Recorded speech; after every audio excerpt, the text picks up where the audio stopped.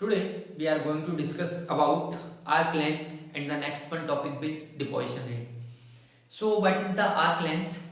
When we use electrode and the workpiece for the welding, initially we start welding with the contact of the workpiece and the electrode.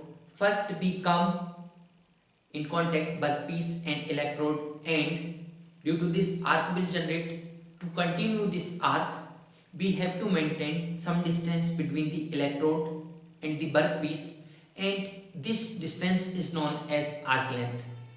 If we make this distance more than required, then arc will dismiss or distinguish. Due to this welding we cannot continue welding. If we come into contact workpiece and the electrode, then the welding machine will vibrate and arc will not continue. Due to this welding will further stop. To continue this arc which is generated by the due to come in contact workpiece and the electrode, some gap we have to maintain, some gap, so that this arc will continue, and we maintain the minimum distance or the distance between the electrode and the workpiece.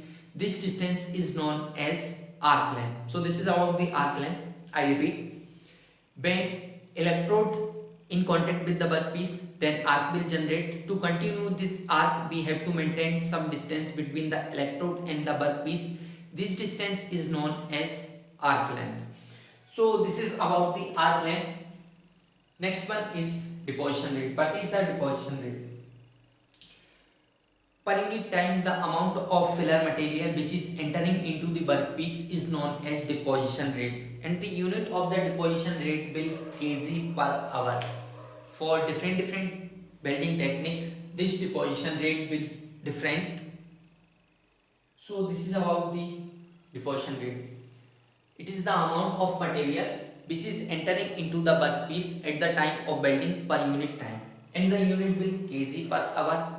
So this is about the arc length and the deposition rate. If you any queries, any question, any comment, you can comment in the comment box.